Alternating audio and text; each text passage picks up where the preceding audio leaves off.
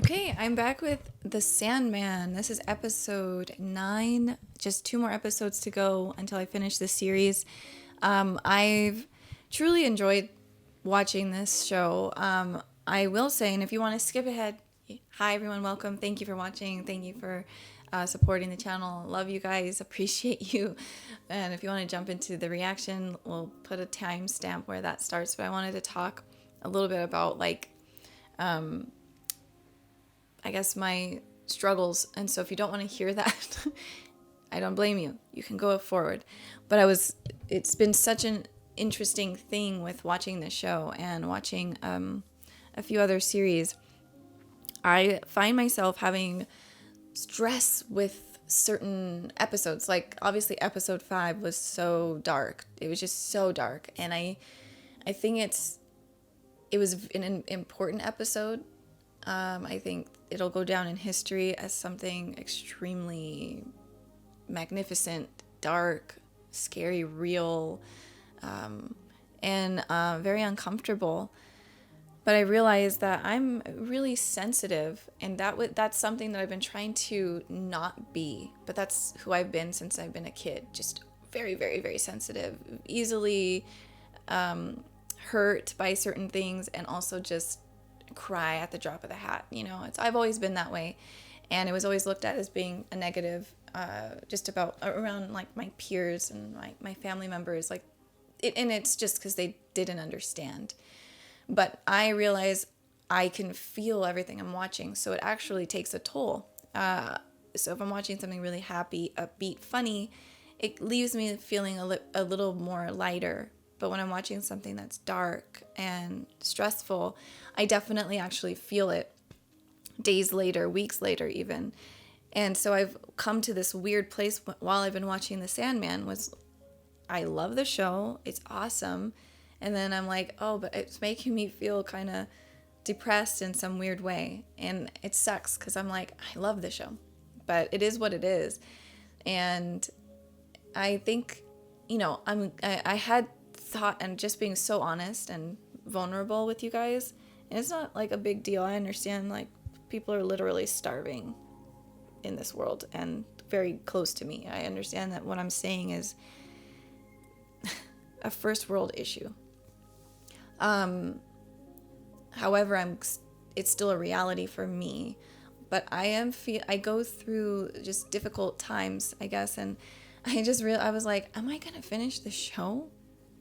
And I felt like that, and thankfully with how this has been scheduled, I kind of for like 2 weeks haven't watched it, and which made me stressed because I'm like, but I gotta watch it. I have to watch it. I don't want to let you guys down. So it's been this weird thing where I'm like, I enjoy this, but I'm also struggling for different reasons and behind the scenes, and have been for a while.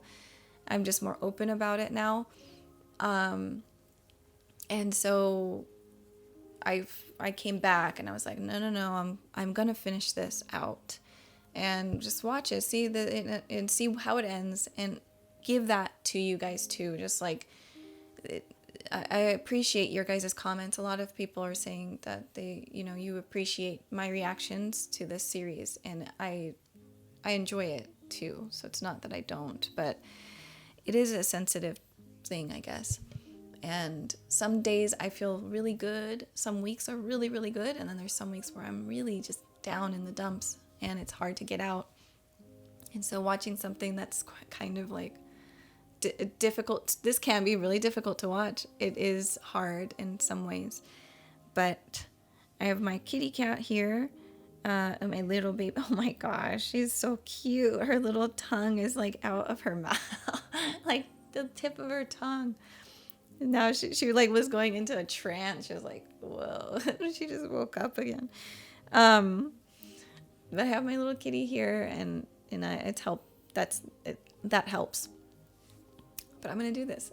I don't know. I just wanted to be open with you guys, because maybe someone else struggles with the same thing, and I just want to say it's life, and that this is it. I mean, it's not a big deal, but it is at the same time. And I'm not alone. I know, and you're not alone if you do struggle in these ways. And I think it's a good thing to kind of watch stuff that does challenge you, but, you know, in the right order. You know, you don't want to burden yourself either. But I think going forward, I'm going to be careful what shows I watch and really pay attention to what I feel. But I just want to finish the journey. I don't want to stop, especially when we're so close here. But yeah, the themes in the show are very real and very dark and very painful. And I think just where I'm at in my life, if I was somewhere else and I wasn't going through some stuff, I think I'd be able to handle it more. But some of it hits closer to home for me right now, that it just makes it a little bit difficult. But it's so weird because I still enjoy it. It's not like I'm like, it's just it's beautiful. It's just so beautifully done. But okay, that's it. I wanted to just say that and be honest and open. But I am ready to jump straight in. Let's do it. Let's watch this episode of The Sandman. I had a dream that I spent the night with Hector. And when I woke up this morning... So it's still real. Is it real? Feel it. That's so strange. It's like they're trapped in this weird dream-like state. I don't know what that even means. What is happening to us? That the mind is powerful and it can create things. I know. I think it's me. Oh. Because she's close to the vortex. And creating, so like her dreams and being close to her causes it to be real. Since Lord Morpheus reminded me that I'm merely a librarian, I should concern myself with my books from now on. He said that? Damn. I know, I'd be pissed too. I know lately he's like grump. Now's not the time to be fighting. Not when there's a vortex getting people pregnant and runaway nightmares doing God knows what. Gosh. Man, that ice cream cone is yummy, huh? You want another one? Watch him become like a good father figure. He's like, I actually don't think I want to kill people anymore. This kid's giving me hope and purpose. He's gonna come looking for me. No, he's not. He always comes looking for me. Not this time. I mean, in a way, he was away a lot. a hero right now to him. And once we get to Rose, we don't have to run anymore. We'll be home free. I don't know how I'm doing it or even when I'm doing it, but I promise you, I will fix this. But she doesn't want it to be fixed. We're at a hotel in Georgia. Can you come get me? Yes, I'm leaving right now, Jetty. Tell me the name of the hotel. The serial convention. It is like serial killers. Royal Empire Oh Hotel. my god, they're actually having a legit serial killer convention? Wow. I was talking about how this show is so dark. I feel like it's gonna get really dark. Oh god, that one guy.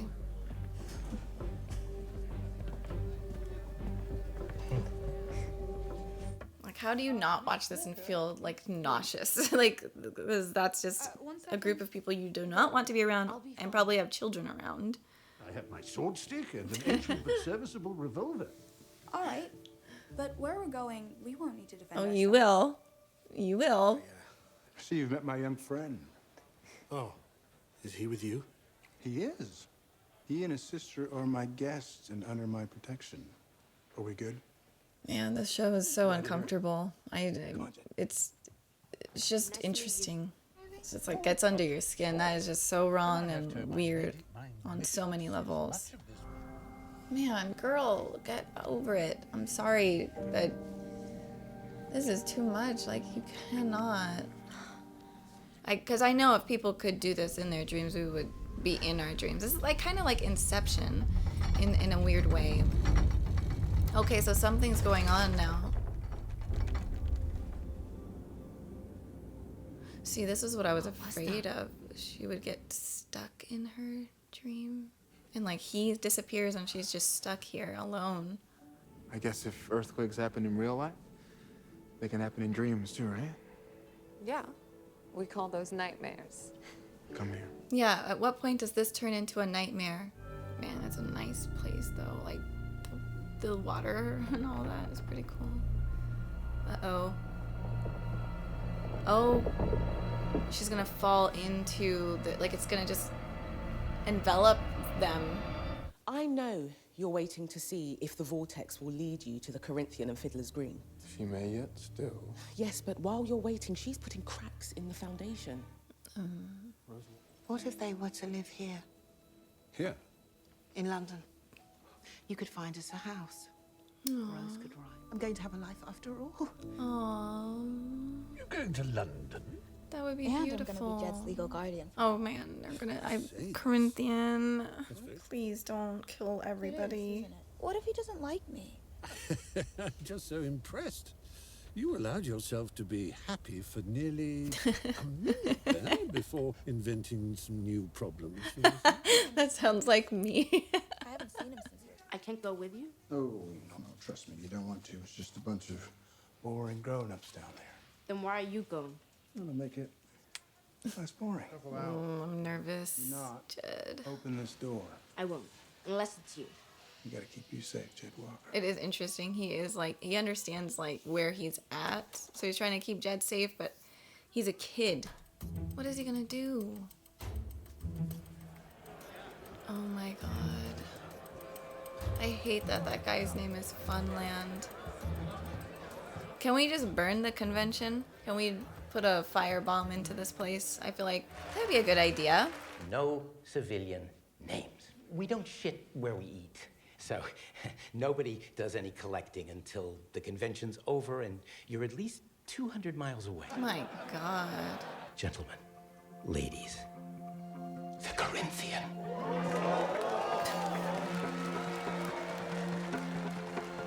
Oh my god. It's like they're seeing like Freddie Mercury or just like David Bowie. Are looking for reasons to be unhappy. It's only when they're mired in their self-made misery that they are truly content. I'm boring you. No, keep talking. I need to hear Good, this. because charity usually means one of two things. Pardoning an unpardonable act or loving an unlovable person. Or take love. Love's an even better one. To Oh, love God. means loving forgive means pardoning the unpardonable. Faith means believing the unbelievable. Tell Lucienne she was right about the source of the tremors. And that I'm taking care of it. Oh no. What do you want? He wants us to leave. Why? Because a ghost cannot escape his fate by hiding in the dreaming. I cannot allow you to stay. Is there anything we can do? You belong with the dead. You must go to the place appointed for you. Get out of our house! Lyda. Enough. Tell the baby. Wow. The baby is yours, for now. What do you mean? The child was conceived in the dreaming. It is mine, What? Oh my gosh. and one day, I will come for it. No, you won't. Oh. You will do nothing. This dream is over. You killed my friend. Vortex can create universes or destroy them. So I suggest you leave my universe the fuck alone. Rose. This dream is over. Wow. Hey. Are you okay? He took Hector. I know. Are you okay? Physically, I mean. Is everything. I'm still pregnant. That's good, right? He said he would take the... There was this incredibly detailed article of your work online. I don't know if you've seen it. I'll have to look for it. Oh, I could send it to you if you want. I'm the boogeyman, by the way. Interesting. And that's not the boogeyman. The boogeyman's dead. He drowned in Louisiana 3 years ago. Oh, he killed the boogeyman? I'm just looking for my brother. I'll run in and run out. I can't let you do that. I'll just be a second. There are no kids in the convention area. Man, it's crazy how I appear to normal have annoyed you everybody with my looks. questions. Imagine how annoyed he'd be if he found out we have bees. Dutch uncle. I'll check the pool. You check the convention Babysitter. hall, and we'll meet back. I got 171. It's around most of them. Here. Not a numbers game for me. It's about the person. Won't take just anybody. A specialized connoisseur. Is he picking up on it? Like, cereal. I do the bidding of the Lord. With my hammer, with my love. It's not up to me to decide who lives and who dies. So there's like a religious aspect too. I've heard, right? There is that, I forgot, Uncle Sam was saying like a dog was telling him to kill people, I think. Would you care to collect Mr. Sitz? Oh, I thought we don't shit where we eat. Except when we have to. I have subtitles, but it's interesting how she's called the good doctor. Oh, he knows him. There are thousands of people there. All these beautiful little kids wandering off on their own. I mean, it's hard. It's really hard to fucking Always watch happy this. to meet someone. May I leave a message for someone? The name is Rose Walker. Ms. Walker hasn't checked in Man. yet, but when she Man. Can you leave a message for her, please? From Gilbert. Oh, Hey, Gilbert. I was just looking for you. Do you, He's leaving? do you have... You're Rose Walker. I have your room key right here. My room key? And a message from Gilbert. He says he's very sorry, but he had to go home. Wow. Why did he leave? You were right. The vortex was responsible for the damage to our realm, and I was wrong. Hard to say that. She's found them both. What? The Corinthian and Fiddler's Green? Where? How do you know? Fiddler's Green told me. He's Fiddler's Green. He appears to have built up a cult of worshippers who kill for pleasure, endangering the waking world and the life of a friend. Oh. Rose Walker. Can you imagine the damage he could do with someone like Rose? You must tell me where they are. Ugh, I don't want to see this. I'm so sick of him. I hate the Corinthians so much. And this whole place is just freaking gives me the creeps, man. Ugh, this is so nice. Ugh, this is sick, man. The Green Fiddler. I'm gonna have to look who that is, like in mythological. I want to be. I want to understand. That's why I get here. To see you all. Good doctor. She likes to kill her victims by removing their organs. I don't want to watch this. I will not. I refuse. And as for me, well, I like the eyes. I cannot. I refuse. Oh, Jed. Jed! Jed! Get out of there, Jed! Jedediah. This one's mine. Oh, God. Buddy, No, sorry. no, no, Are you no, okay? no, no, What's wrong? They're after me. Who's after you? You'll be safe in my room. Yeah? He too spent the last century in the waking world. Yes, but He saw seems to have experienced the worst of humankind. To me, what matters is that Dream stops the Corinthian and saves Rose Walker. There is no saving Rose Walker. Why? Do you not know? She's a vortex. So what? But how can you? What have I done? He's going to have to kill her. What? I'm telling you guys, I'm so sensitive recently, and I have kids and. Rose? Run! Oh God. You can't have him. He's mine, friend. Stop! We will play it. Let him go. He's my brother. He's mine. Let me go. Good. Holy cow. Oh my goodness. First of all, I'm not to be rude, but I don't think this guy's stamina is that high up. I don't know. Anything could happen. Oh shoot. You hurt me. Now I'm gonna have Oh to hurt God.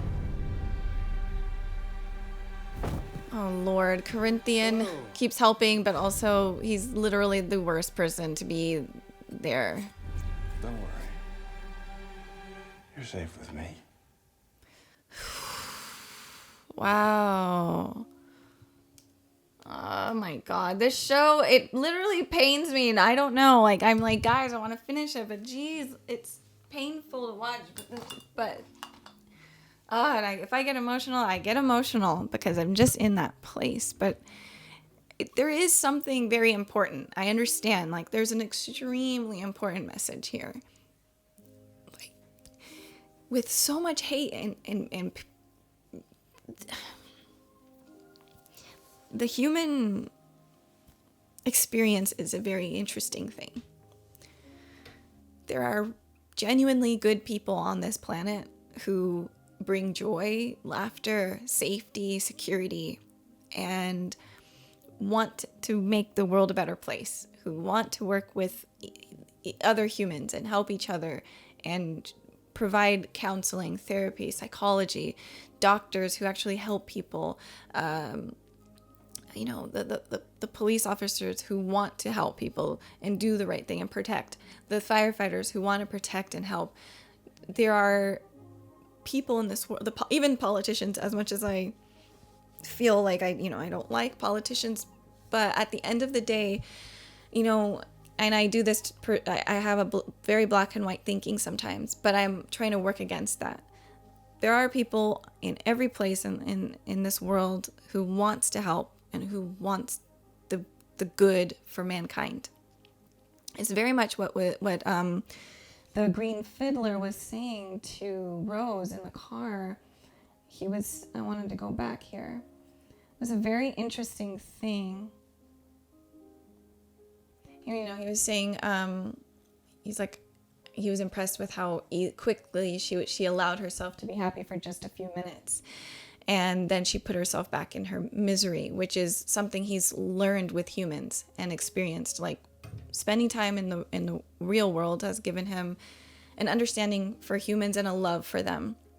He cares, but he also sees that as humans, it's hard for us to keep in our happy thoughts. It's much easier to jump to the dark. It is, and for me personally, that's where I go. It's much more because of where I came from and growing up in dysfunction and chaos. That makes more sense to me.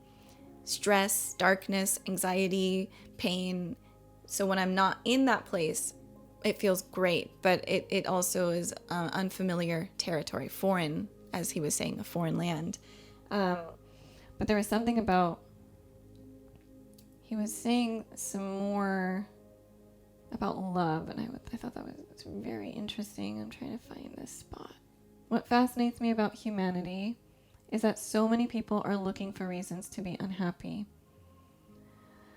It's only when they're mired in their self-made misery that they are truly content.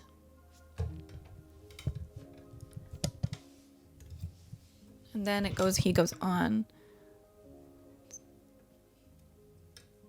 Charity, for example, charity usually means one of two things: pardoning an unpardonable act, or loving an unlovable person, which is so interesting because when I think of charity, I think of more of like a financial aspect of charity, giving toys or giving food, giving clothes to someone. I'm not necessarily thinking of the love part, because that type of charity, how he's expressing that, is something that I don't think it seems very hard to give.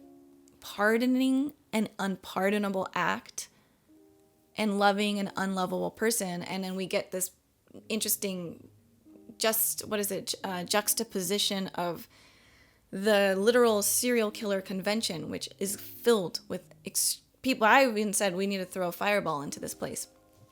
These people are unlovable.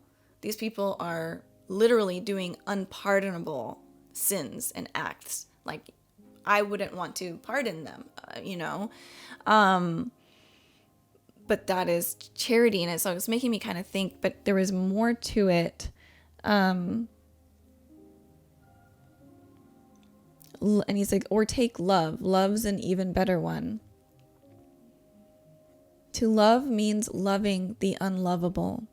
To forgive means pardoning the unpardonable.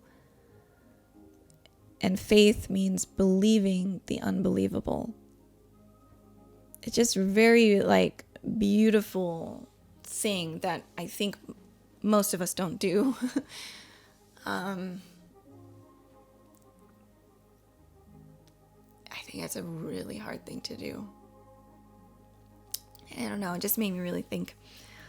I kind of lost where I was going with that. We're going back to seeing what he was saying, but I guess it was there's just seeing so I was talking about all the good in the world, but there's also the darkness in the world and the depravity and the pain, and even hearing that story of that serial killer started his unpardonable act started out as innocent as just a pornographic magazine that he would look at as a child. But he didn't understand sex. He felt very guilty. And I think a lot of us do. We feel guilt for attraction. We feel guilt for something that is natural. Like you go through puberty and you just have these hormones and you have feelings that are different than when you were a child. And I'm not a boy. I don't know how it feels to be that a young man in this world. I'm a woman, and there's slight differences in that, and there just is. I mean, women go through the same like feelings and urges and all of that in young women too. But as a kid and a boy who's probably not like had no guidance of what sex is, what love is, he learned it on his own and through pornography. And every time he felt it literally became this sickening thing where he could have maybe even if his perspective had changed. I guess like the Fiddler was saying is that we get mired, it's stuck. So he got stuck in this perpetual loop of pleasure and then complete rage and hate against himself, and also what maybe caused him to have that urge in the first place, which was the magazines, the nudity, whatever it was that sparking this feeling of wanting to masturbate, created this disgust within himself and also disgust with the object that was doing that to him. And so finally 10 years, 20 years later, doing this perpetually, it's like, of course that is what he was going to do to a human being. And of course he was going to look at her as an object. Of course because that's all he's ever seen it as. He's not looking at a woman as another person with a spirit or a soul, a person who has hopes and dreams and wants to better their life or better the world, or has interests, trauma, whatever it is. He's just looking at, well, women, from what he knows, women are here for pleasure, and I like what I see, but it makes me feel like crap. And so it's like sad to hear that, because even with a person like that, it's like you started out as an innocent person. You were an innocent child, and it wasn't your fault to get to that place now where you're just so mired in your thinking in the darkness that all you know what to do is the habits you formed from childhood to an adulthood. And so man, it really makes you think about the world. This episode is just like, because I wouldn't want to give someone like that a chance, especially that guy, the Funland guy. I don't want to. And I'm not saying that this is telling me that I have to. I like to be challenged. And I'm not, I know people are going to comment, no, like, these people need to be, you're right, they should be killed. And I'm not really, this is not the conversation of like who's right or who's wrong. I'm just expressing the thoughts that are coming to me right now. And I do feel, absolutely, people who are killing people, who are molesting, raping, torturing, you need to go outside of society. You have to. And if there is a way to rehabilitate these types of people, if there is, I would obviously hope for that, because we do we all start as the same, we're all born.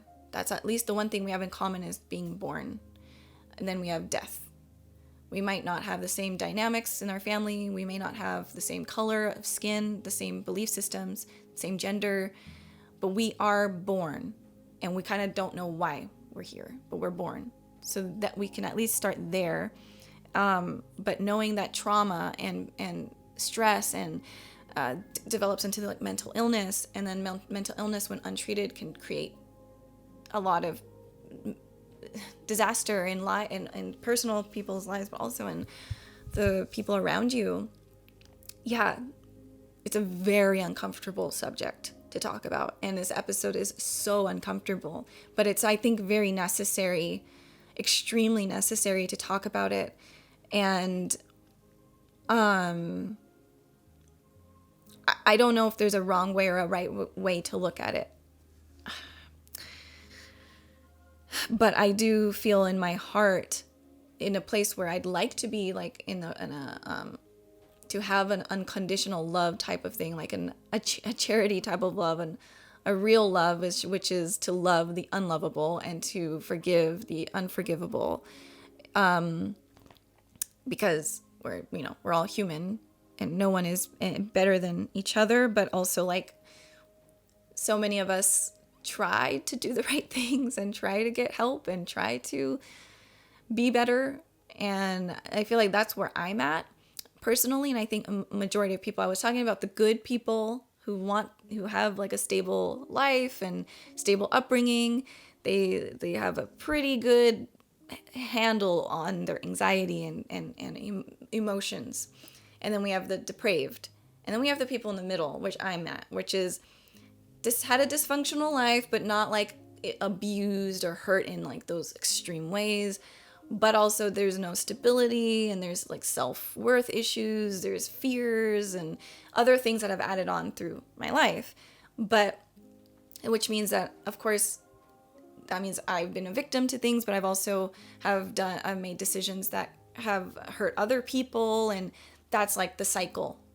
However, then there's people in this boat that can make the choice to go to whichever spectrum, which is like get help, take accountability, look at the darkness, look at the hard things in your life, and then move towards the stable life. And you may not ever get to like a completely stable thing, because the brain is what it is. But you don't want to fall deeper into your dysfunction and then never take accountability and acceptance.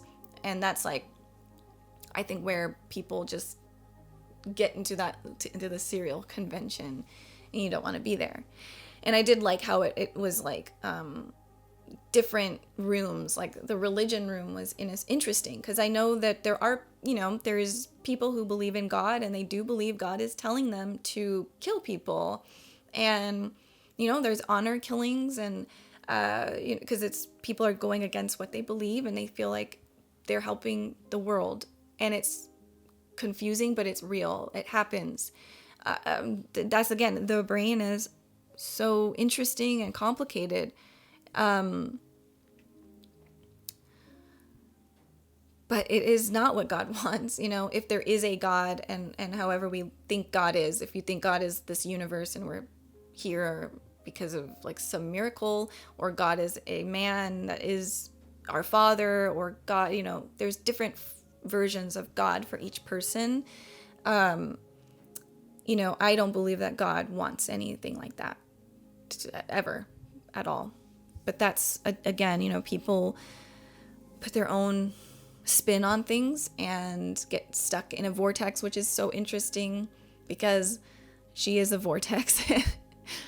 Rose is a vortex. And I recently have been thinking about mental health a lot, because I'm going through my own stuff. But I'm like, some of our minds are a vortex, right? Like our brains are can become a vortex, and a lot of people are living in their own realities, whereas like majority of us realize like we have our own beliefs, but other people don't have the same beliefs, and it's okay. And then we're in another place where people are sucked into the vortex of thinking that their belief is 100% truth, and they will kill for that, or they will judge you for that, or they will hate you for that when you're different. And yeah, I think we've seen that a lot with like with mental illness. It sucks you down and deep, and it's a vortex. You get sucked out of there. I don't know. I don't know, but I've been thinking about that. So it's very interesting that she is the vortex, and they were just talking about humanity and how some people are good and then we have some bad people. Yeah, damn. This episode was really, it is a lot. It is, but it is also, I think, an important conversation to have. Like that, they're telling us some interesting stories about being stuck in our dreams and not living our lives, not finding peace within our own selves. Like Lyda, I think her name is. Lyda didn't want to face the truth. She wanted to be stuck in this fake world, and she didn't want to grieve because it's too hard to let go of the one you love. And that is another vortex, and you get sucked into that place. And it's interesting though, because Morpheus is much more cold than everyone else in this series, and it is because he was faced with humanity, and that humanity was very, very horrible to him. So he doesn't have that much patience for humans, and I don't blame him. It's how you experience things is what makes you, how you view the world. Did you have a good experience growing up? Was it trusting? Was it beautiful? Was it happy? You're probably going to have a more glass half full type of outlook, and you're going to be more trusting and show love easily. But when you have like a fearful upbringing, dysfunction, no stability, you're more on the lack of trust, lack of love, or conditional types of love. And if someone crosses your boundary in one way, or you're out, you're done, because it's a fear that you have from childhood. So it's just interesting how his dynamic and then the Green Fiddler's dynamic was he was like, I actually had a really good experience with humans, and I really have patience with them, and I want them to be happy. So we got to help them, because there's now a cult that's forming that wants to kill the people that I love. And it's kind of reminds me of like the story of Jesus. Like Jesus came down to earth to become like man and to feel all the temptations humans go through. And then because of that, he was able to have in the Bible, it says that Jesus is an advocate. We have an advocate with Jesus. So, God necessarily did not, or the Father God, if we're looking at it in this perspective, will never quite understand the relationship Jesus has with humans. But he loves his son so much that he respects them. And he also was, created human beings in his image. So, it's just interesting. It's just interesting. And sometimes, I guess maybe Jesus can soften God's heart and say, no, please wait, or please have patience on this, because they're struggling down there. It's hard. Trust me. And I think that whether you want to believe in that as 100% fact or as a moral story, whatever it is, I think it helps me, because it's like this feeling of, it feels good. Yeah, and I think some people like to call religion or beliefs a crutch, and it's like, it's fair. It's fair. It's very fair to say that. But there is nothing wrong with a crutch. When you are broken, you need a crutch, until you heal. That leg, you need a crutch for a while. And there's nothing wrong with it. There's nothing wrong with having a little bit of faith and a hope. And if that helps in some way, I don't see it being a wrong thing. If it makes you a better person, I say do that. But yeah, for me personally, it's very helpful, and it helps me not to be so hard on myself. too, because I'm like, we got an advocate. But yeah, that was a very great episode. Really in my face. 2 more episodes to go, and that'll be that. But that's it. Thank you guys so much for watching with me, and I shall see you all soon. Hope you guys stay safe and love yourselves. Really take time for yourselves and for the people around you, and don't forget to look into that mirror and really accept the darkness. And don't worry, I have darkness, and so does everybody. Everybody does. No one is perfect. So accepting that and seeing the toxicity, the bad, and then giving yourself some compassion, give yourself some charity. How about that? Give yourself some charity, and I'll do that for me too. Let's give ourselves some charity. That's important. All right. I'll see you soon. Bye, everybody.